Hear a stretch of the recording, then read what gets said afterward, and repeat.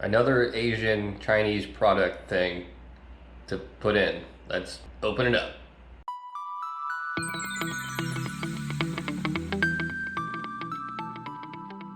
All right, guys, here's my little external volume control knob thing, you want to call it, from Joying itself. I did cheat, I did open it last night, but I thought I'd do a quick little unboxing for you guys in case you guys are interested in one of these things. As you can see on the packaging, it's got both the cup holder style one and the one that I got right there. And it's full of Asian Chinese writing that I can't understand. All right, as you can see, this is supposed to go on the steering wheel. It's on the inside like that, just to go around it, and then you can move this. This actually feels pretty good, better than I thought it would.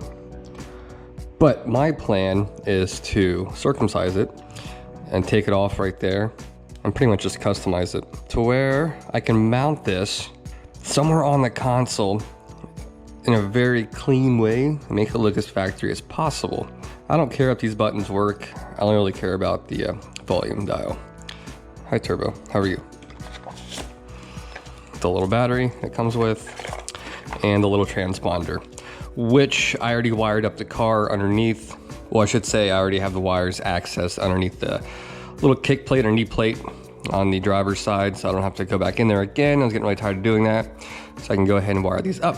I'll show you that in a second, and I'll tape this up and out of the way, and then we will get creative and put this somewhere that will look good and feel good and be ergonomically comfortable. So let's head on out to the garage, guys.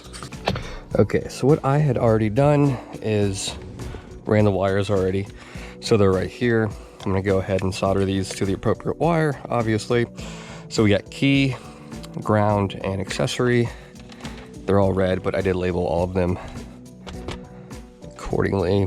So you have key 1, ground, key 2, and accessory. I did key 2 because I wasn't sure which one I was gonna need. So key 2 for now. I'll go ahead and keep that capped and out of the way, just because I don't think we're gonna need it, but it's there down the road if I ever need it again.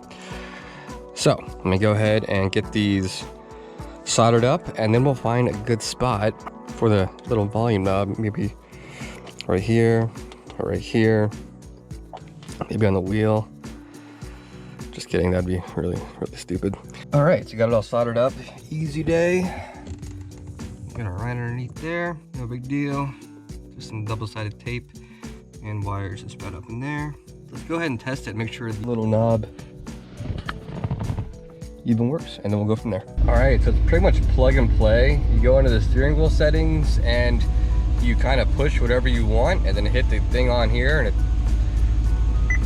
in here. So you get the volume up, you have to kind of spin it. It's kind of weird. You spin it, at the same time hit volume, and then it saves it. But yeah, it works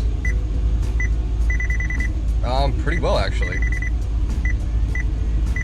So cool. Yeah, the next step is just getting a good place for it on the console.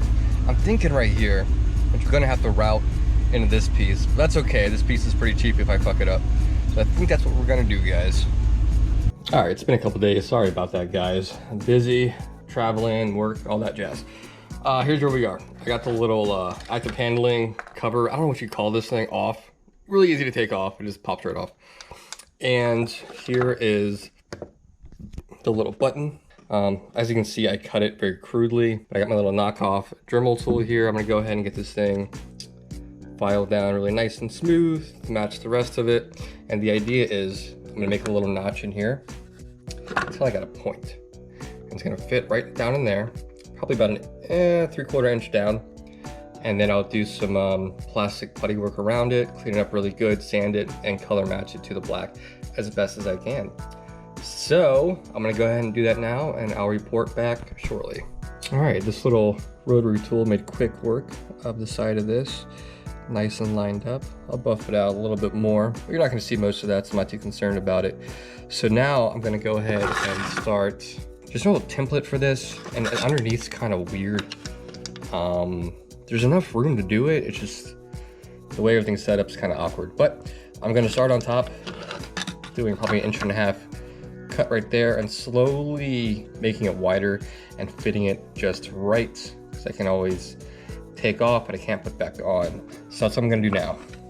All right, here's where we are after successfully making a mess. This is the size you're gonna wanna try to make, roughly 1.25 inches by 1.75 inches, give or take.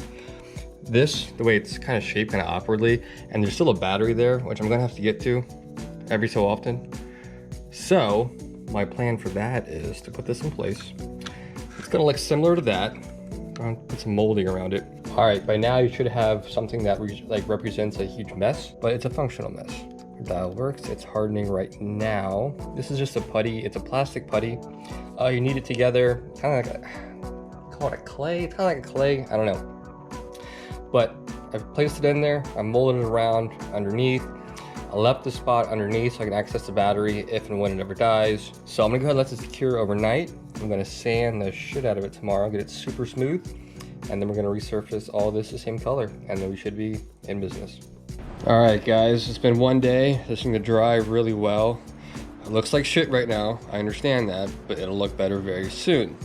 So I'm gonna get balls deep into sanding, polishing, and paint matching it and cleaning it up.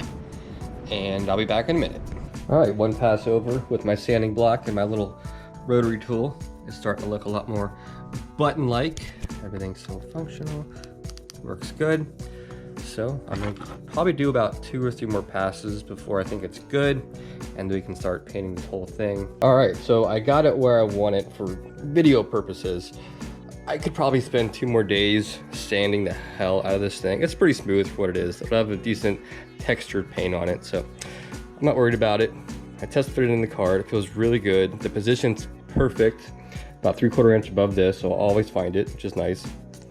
Buttons feel really good, so I'm gonna go ahead and tape off what I don't want painted, and then I'll give it a quick couple coats, you know, with everything masked, and then we should be good to go. Quick and easy reinstall.